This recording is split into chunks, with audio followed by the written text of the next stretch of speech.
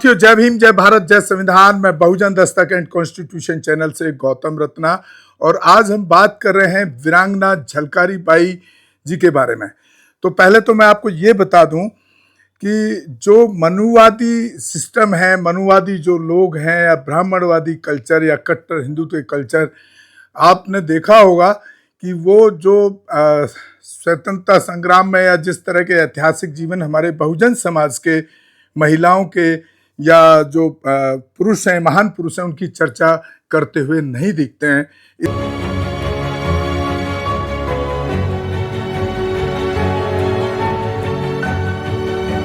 इसलिए हम अपने बहुजन महापुरुषों के इतिहास को अपने channel Bahujan Dastak and constitution and Facebook page and Instagram पे दिखाने की कोशिश करते हैं। और अभी भी हम फेसबुक पर लाइव हैं।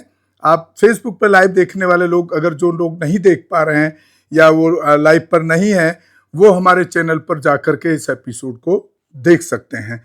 तो वीरांगना झलकारी बाई एक बहुजन समाज से, कोरी समाज से बिलोंग करती थी। क्योंकि मैं दलित समाज या इस तरह के शब्दों को मैं इस्तेमाल नहीं करता हूँ, या तो अनुसूचित जाति, जनजाति या ओबीसी, अदर बैकवर्ड क्लासेस या बहुजन समाज के शब्दों को मैं इस्तेमाल करता हूँ। तो मैं अभी आपको वीरांगना झलकारी बाई जी के जीवन के बारे में बताने जा रहा हूँ, जो हमारे बहुजन समाज से थी। वीरांगना झलकारी बाई का संक्षिप्त जीवन परिचय, एक शॉर्ट में उनके जीवन परिचय को मैं आपको बताने जा रहा हूँ। वीरांगना झलकारी बाई का जन्म 22 नवंबर सन 1830 एवं मृत्यु 4 अप्रैल मई सन 1858 न रानी थी और न पटरानी थी। वह न किसी सामंत की बेटी थी और न किसी जागीरदार की पत्नी। 22 नवंबर 1830 में वह तो भोजला गांव के एक साधारण परिवार में पैदा हुई थी। उनके पिता का नाम मूलचंद था तथा माता का नाम लहकारी बाई था। घर में कपड़ा बुनने का काम होता था। मनुस्मृति के नियम समाज पर लागू थे। झलकारी के पिता तो अपनी बेटी को पढ़ाना लिखाना चाहते थे, लेकिन एक तो गरीबी, दूसरे जाति भेद, दोनों की गिरफ्त में उनके परिवार को रहना पड़ता था। ऐसी स्थिति में परिवार बच्चों को भी परंपरागत कार्य करना पड़ता था। उन दिनों के सामाजिक नियमों के अनुसार बचपन में ही विवाह कर दिया जाता था। अतः खोजबीन के बाद पूर्ण नाम के कम उम्र के ही नौजवान से उनका विवाह कर दिया गया। पूरन भी कोरी जाति ओबीसी से थे। झलकारी के बारे में एक महत्वपूर्ण बात यह है कि विवाह से पहले ही जब वह घर में प्रयोग के लिए ईंधन, लकड़ी आदि लेने के लिए जाती थी, तो एक बार बाघ ने उन पर हमला कर दिया, जिससे बचने के लिए उसने बहादुरी से बाघ का सामना किया और उसे अपनी कुल्हाड़ी से मार दिया। इसकी खबर दूर दूर तक फैल गई। झलकारी का नाम जन जन की जुबान पर हो गया। झलकारी के द्वारा बाघ मारने की खबर रानी लक्ष्मीबाई तक भी पहुंच गई। इस तरह उनकी बस्ती के बाहर नगर में भी उनका सम्मान बढ़ा। झलकारी बाई की कद काठी एवं शक्ल रानी लक्ष्मीबाई से मिलती जुलती थी। इसलिए महाराष्ट्रीय स्त्री के वेश में सज धज कर घोड़े पर सवार होकर तथा हाथ में तलवार लिए जनरल हीरो से मिलने चली जाती हैं। देश भर में अंग्रेजों के खिलाफ जंग का ऐलान होने लगा था। झांसी भी इससे अछूता नहीं थी। झांसी की रानी लक्ष्मीबाई का परेशान होना लाजमी था।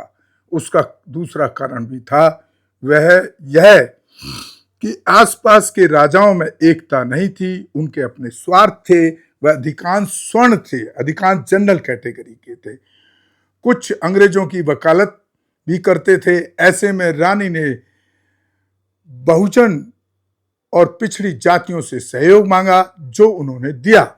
झलकारी बाई के पति का नाम पूरन था, जो अंततः बलशाली थे।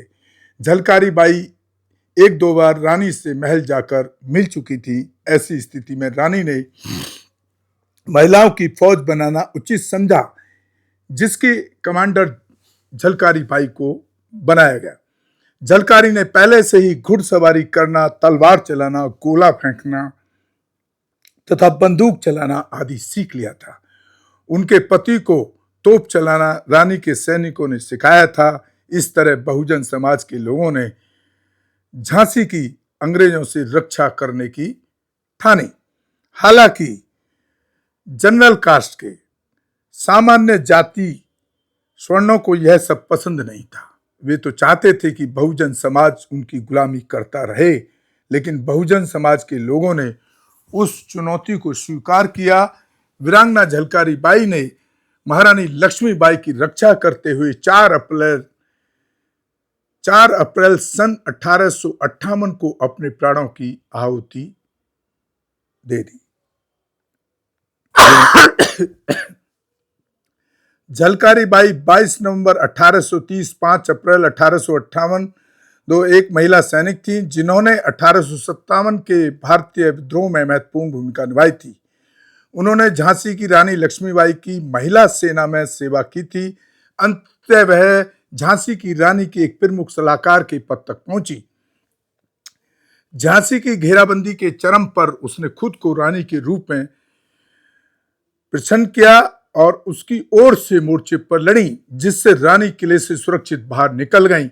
झलकारी बाई का जन्म 22 नवंबर 1830 को झांसी के पास भोजला गांव में एक किसान सदोवा सिंह और जमुना देवी के यहाँ हुआ था। ऐसा दावा किया जाता है कि अपनी युवावस्था में जब एक बाघ ने उस पर हमला किया तो वह डटी रही और उसे कुल्हाड़ी से मार डाला।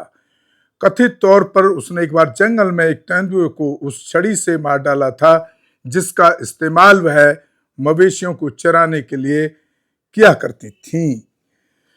झलकारी बाई की शक्ल लक्ष्मीबाई से बिल्कुल मिलती जुलती थी और इसी वजह से उन्हें सेना की महिला शाखा में शामिल किया गया था।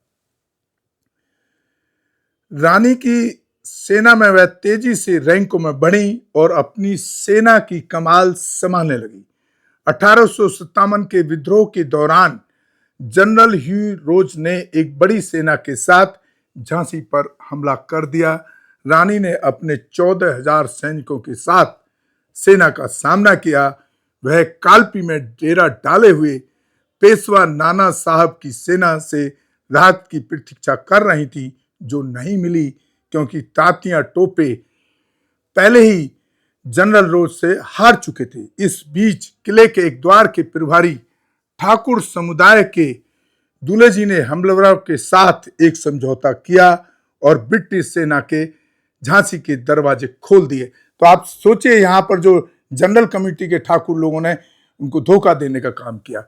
जब अंग्रेजों ने किले पर हमला किया तो लक्ष्मीबाई अपने दरबारी की सलाह पर अपने बेटे और सेवकों के साथ भंडेरी गेट से होते हुए कालपी की ओर भाग गईं। लक्ष्मीबाई के भागने की खबर सुनकर झलकारी बाई भेष बदलकर जनरल रोज के शिविर के लिए निकली और खुद को रानी घोषित कर दिया। इससे भ्रम की स्थिति पैदा हो गई, जो पूरे दिन जारी रही और रानी की सेना को नए सिरे से फायदा हुआ। इसके अलावा वह रानी की करीबी विश्वास पात्र और सलाहकार थी, जिन्होंने लक्ष्मीबाई के साथ युद्ध के विश्लेषण में महत्वपूर्ण भूमिका निभाई थी। झलकारी बाई की पुण्यतिथि को विभिन्न कोली कोरी संगठनों द्वारा शहीद दिवस के रूप में मनाया जाता है। मैं समझता हूँ खाली कोली और कोरी क्यों, पूरा देश उनको इस शहीदी दिवस के रूप में क्यों नहीं मनाता है, यह सरकार क्यों नहीं मनाती है, या मनुवादी सोच के लोग क्यों नहीं मनाते, एक सवाल है। बुंदेलखंड को एक अलग अलग राज्य के रूप में स्थापित करने के आंदोलन ने बुंदेली पहचान बनाने के लिए झलकारी बाई की कथा का भी उपयोग किया है। भारत सरकार की डाक और तार विभाग ने झलकारी बाई का चित्रण करते हुए एक डाक टिकट जारी किया। भारतीय पुरातत्व सर्वेक्षण विभाग झलकारी बाई की याद में झांसी के किले के अंदर स्थित 5 मंजिला इमारत पंचमहल में एक संग्रहालय स्थापित कर रहा है। ये उनका उल्लेख B.A.L. वर्मा द्वारा 1951 में लिखे उपन्यास झांसी की रानी में किया गया है, जिन्होंने झलकारी बाई के बारे में अपने उपन्यास में एक उपकथानक बनाया था। उन्होंने झलकारी बाई को कोरिन और लक्ष्मी बाई की सेना में एक असाधारण सैनिक कहकर संबोधित किया। उसी वर्ष प्रकाशित रामचंद्र हेरन बुंदेली उपन्यास माटी में उन्हें बहादुर और एक बहादुर शहीद के रूप में दर्शाया गया है। झलकारी बाई की पहली जीवनी 1964 में भवानी शंकर विशारद द्वारा वर्मा के उपन्यास और झांसी के आसपास रहने वाले कोरी समुदायों के मौखिक आख्यानों बयानों से उनके शोध की मदद से लिखी गई थी। झलकारी बाई की कहानी सुनाते लेखक झलकारी बाई को लक्ष्मीबाई के समकक्ष रखने का लेखक ने लक्ष्मीबाई के समकक्ष बराबर रखने का प्रयास किया। 1990 के दशक से झलकारी बाई की कहानी ने कोली नारित्व के एक उग्र रूप को प्रस्तुत करना शुरू कर दिया है, एक राजनीतिक आयाम प्राप्त कर लिया है और सामाजिक स्थिति की मांगों के साथ उनकी छवि का पुनर्निर्माण किया जा रहा है। राष्ट्रपति रामनाथ कोविंद ने 10 नवंबर 2017 को भोपाल के गुरु तेग बहादुर कॉम्प्लेक्स में झलकारी बाई की प्रतिमा का अनावरण किया। तो साथियों, सवाल यहाँ पर यह है, आपको मैंने पूरी जो झलकारी बाई जी की पूरी जीवनी है और उनके काम है और उनके संघर्ष है और उनकी लड़ाई को यहाँ पर आपको बताने का काम किया।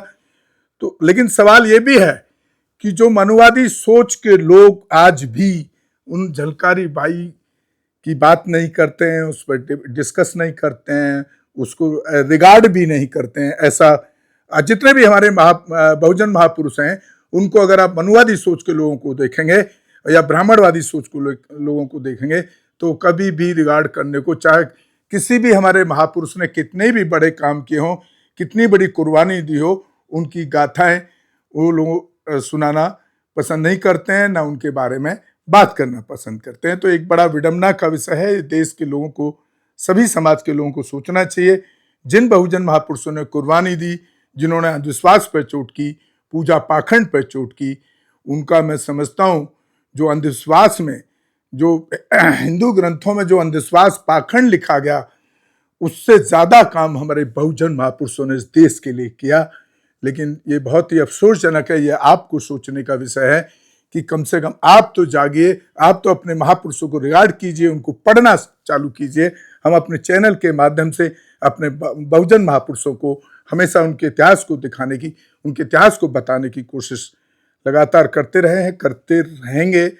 और साथियों, मेरा जो चैनल है, हमारा जो चैनल है, वो बहुजन समाज के महापुरुषों के इतिहास के साथ साथ संविधान, कॉन्स्टिट्यूशन और एट्रोसिटी, जो हमारे महिलाओं पे, बहुजन समाज पे जातिवादी शोषण होता है, उस पर भी हम काम करते हैं, उनमें न्याय दिलाने के लिए प्रयास करते हैं। वहाँ के अफसरों से वहाँ की धाराएं कॉन्स्टिट्यूशन की बता करके, एक्ट बता करके, उसमें भी हम उनको कोशिश करते हैं उनको न्याय मिले, कानूनी कार्रवाई हो ऐसे केसेस में।